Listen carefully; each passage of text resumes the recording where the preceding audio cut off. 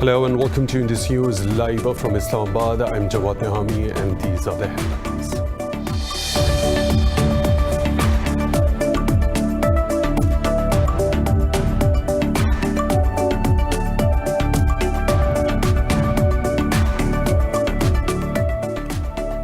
US President Donald Trump has formally accepted the re-nomination for the second term on the fourth and the final night of the Republican National Convention. Trump will face the Democratic candidate Joe Biden in the presidential election on the 3rd of November.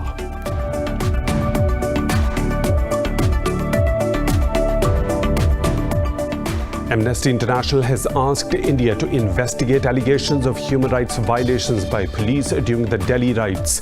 In a report, the rights watchdog said it has documented videos showing police pelting stones with the rioters, torturing people and dismantling protest site. Earlier this year, more than 50 people were killed during the Hindu-Muslim clashes over the protests on the controversial citizenship law. Amnesty says the majority of those killed were Muslims.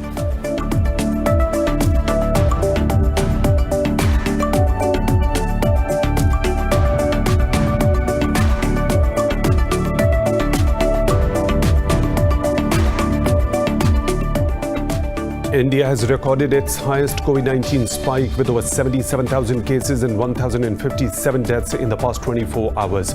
The country's death toll has exceeded 61,000 with more than 3.3 million infections. In Pakistan, 9 people lost their lives to the disease overnight, taking the toll to 6,283 with over 295,000 confirmed cases. Globally, the virus has claimed over 830,000 lives while infecting more than 24.3 million people.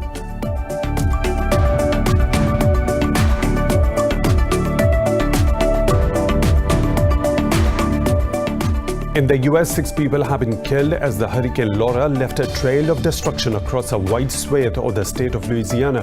The National Hurricane Center says the Category 4 storm is the most powerful to hit Louisiana in about 164 years.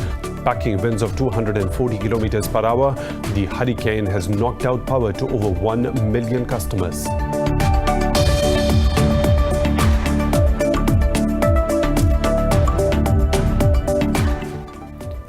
Those were the headlines and detailed stories right after a short break. Stay tuned.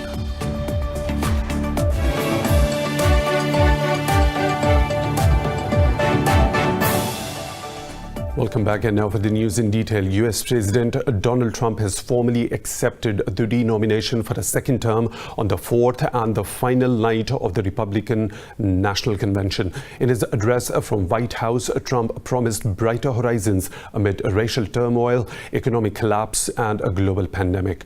Trump slammed his Democratic opponent Joe Biden, saying the former vice president will endanger American safety. He said his administration has spent the last 4 years reversing the damage Biden had inflicted over his 47 years in politics. Echoing US Vice President Mike Pence's words, Trump branded Biden as a Trojan horse for socialism, saying he will not be able to stand up to the radical left. The president said the Democratic liberal elite will pass legislation to defund law enforcement across the country. Make no mistake, if you give power to Joe Biden, the radical left will defund police departments all across America. They will pass federal legislation to reduce law enforcement nationwide. They will make every city look like Democrat-run Portland, Oregon. No one will be safe in Biden's America. My administration will always stand with the men and women of law enforcement. Trump will face Biden in the presidential election on the 3rd of November. Biden currently leads a Republican candidate in most polls. Now, moving on, Amnesty International has asked India to investigate allegations of human rights violations by police during the Delhi riots. In a report, the rights watchdog said it has documented videos showing police pelting stones with the rioters, torturing people and dismantling protest site. Earlier this year, more than 50 people were killed during the Hindu-Muslim clashes over the protests on the controversial citizenship law. Amnesty says the majority of those killed were Muslims. The human rights watchdog said the Delhi police were complicit and an active participant in the violence. It said the police acted inadequately in preventing the riots. Amnesty said the police brutalities also included the denial of medical services to victims. It said hate speech by the ruling Bharatiya Janata Party leaders also contributed to the violence. In Pakistan, 9 people have lost their lives to COVID-19 over the past 24 hours, raising the toll to 6,283. The Health Ministry says 415 more people tested positive for the virus, taking the tally to over 295,000. The ministry said the recovery rate from the disease is over 94%. It said 280,000 have recovered from the disease, while 644 patients are in critical condition. The ministry said the number of active cases has reduced to nearly 9,000. Sindh remains the worst hit province, witnessing nearly 129,000 infections, while Punjab has reported over 96,000 cases so far. India has recorded its highest COVID-19 spike with over 77,000 cases and 1,057 deaths in the past 24 hours. Globally, the virus has claimed over 830,000 lives while infecting more than 24.3 million people. More in this report. The new coronavirus continues to devastate India, setting grim records every day. The country has the world's 4th highest death toll of over 61,000 and 3rd highest infection tally of more than 3.3 million. Over in Latin America, the cases toll has crossed the 7 million mark despite some countries reporting a decline in infection. US President Donald Trump says mass production of vaccines that are in their final phase has already begun. Under Operation Warp Speed, we have 3 different vaccines in the final stage of trials. Right now, years ahead of what has been achieved before. Nobody thought it could ever be done this fast. Normally it would be years, and we did it in a matter of a few months. We're producing them in advance so that hundreds of millions of doses will be quickly available. We will have a safe and effective vaccine this year, and together we will crush the virus. As many countries grapple with the second wave of the virus in Europe, Germany is set to extend a ban on major events until the year's end. Sweden says it will allow concert goers and soccer fans back into venues from October under limited attendance. Spain has declared face masks mandatory for children aged 6 and over as the country prepares to open schools. Meanwhile, France is battling a new post-lockdown spike in infections. The infection rate during the peak of the epidemic was around 1,000 out of 100,000, 20 times more than today. But it is precisely now then that we need to act, because the spread of the epidemic can be exponential if we do not react quickly. New cases in Australia's second most popular state of Victoria continue to worry the government. Mainland China has managed to keep a lid on domestic transmissions while imported cases continue to emerge. Meanwhile, South Korea has recorded 371 infections in the last 24 hours. The Arab coalition fighting in Yemen says it has downed a ballistic missile launched by the Houthi rebels towards Saudi Arabia. In a statement, coalition spokesman Turki al-Maliki says the forces intercepted and destroyed a projectile aimed at civilians in Najran. He said the Houthis continue to breach the Stockholm Agreement and the Hudaydah ceasefire. Maliki said the rebels' actions are a credible threat for regional and international security. The spokesman said the coalition will continue to confront such hostile and terrorist acts. Yemen has been marred by violence since 2014 after Houthis overran much of the country, including the capital, Sana'a. In Lebanon, 2 people have been killed and 3 others wounded in clashes in Khalideh town, south of Beirut. The Lebanese army said it has deployed units in the town to control the situation and restore order. The military said it has arrested 4 people in connection with the clashes. Eyewitnesses reported heavy gunfire and fires blazing in nearby buildings. The confrontation erupted days after a row over a banner marking the Shiite Muslim Ashura religious ritual.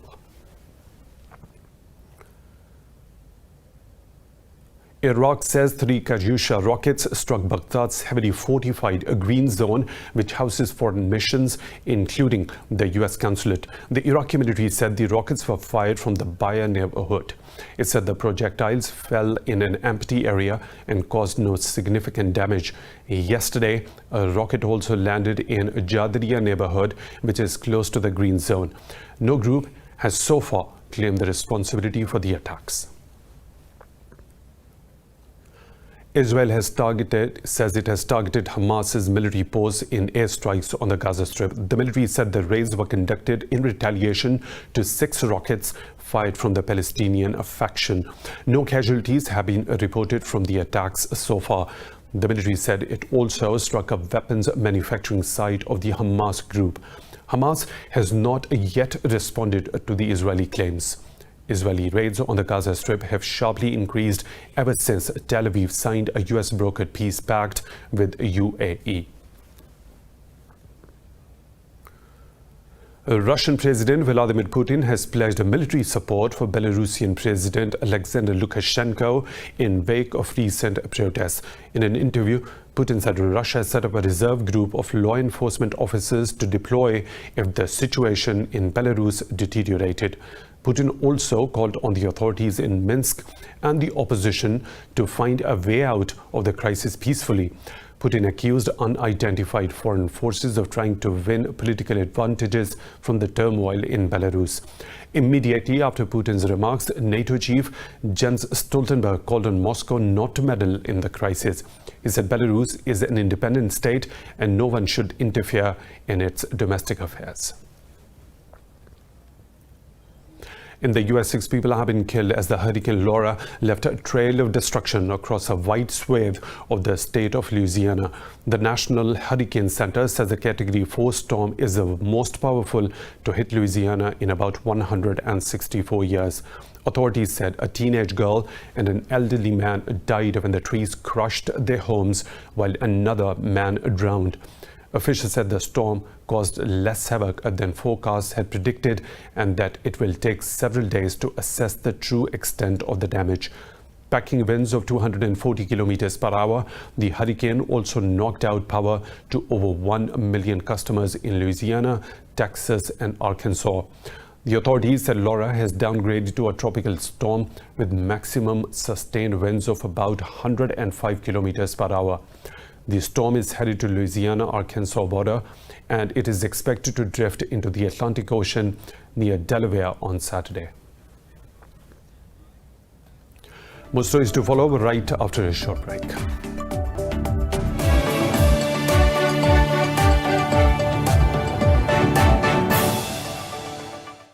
Welcome back. Austria says the European Union must reassess its ties with Turkey in the wake of tensions in the Eastern Mediterranean.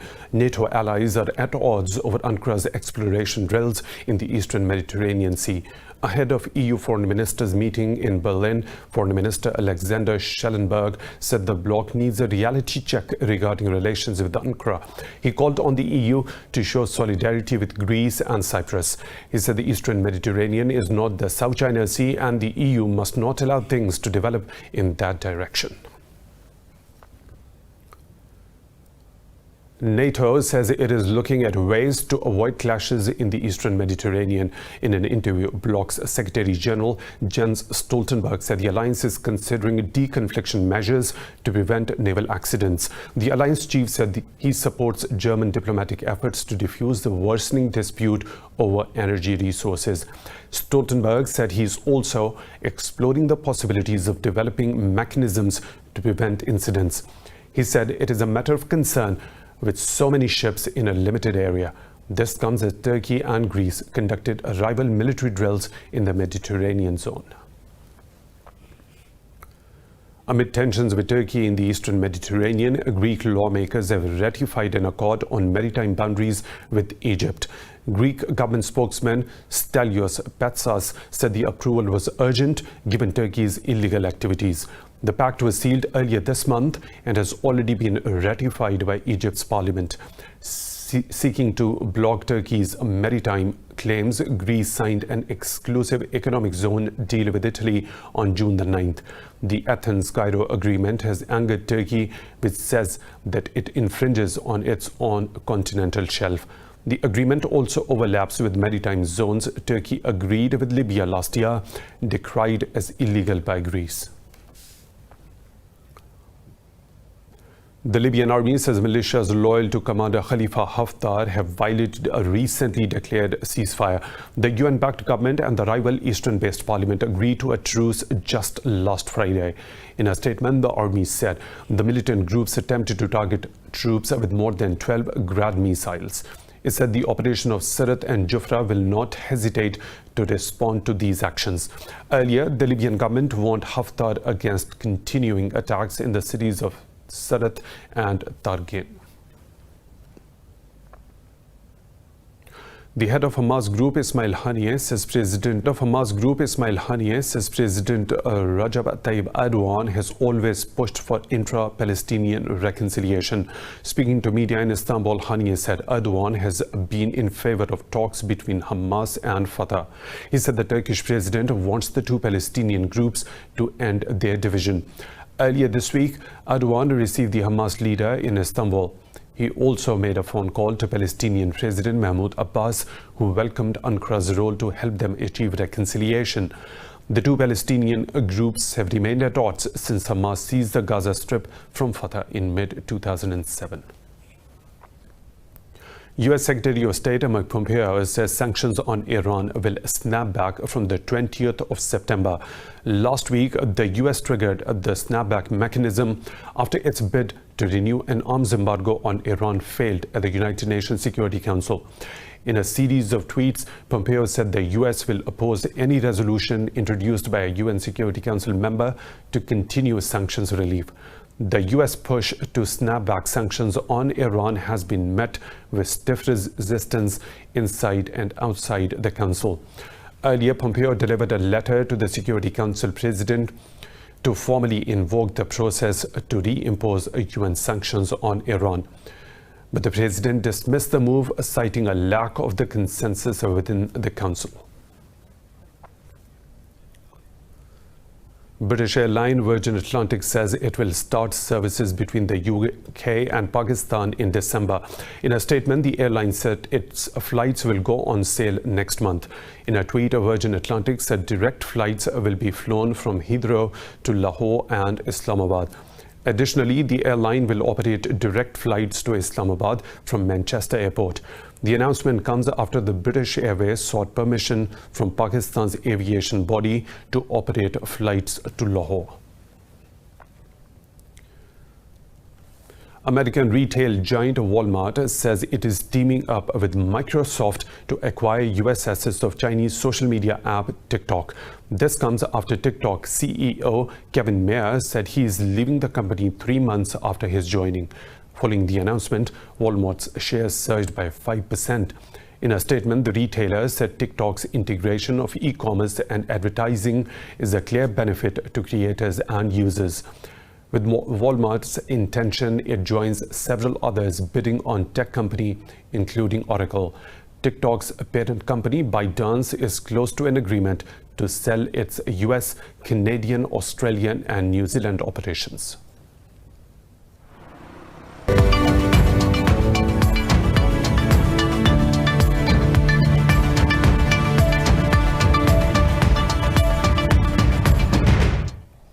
Stocks in Asia Pacific are trading mixed as investors react to recent developments from the US Federal Reserve. Shares in Japan are leading losses following a report that the country's Prime Minister Shinzo Abe is set to resign due to health issues.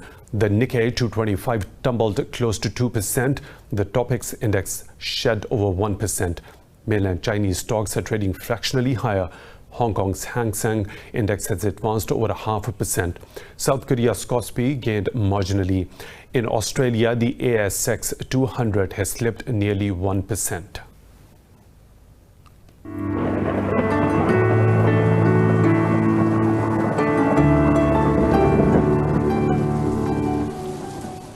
And now the weather situation from around the globe.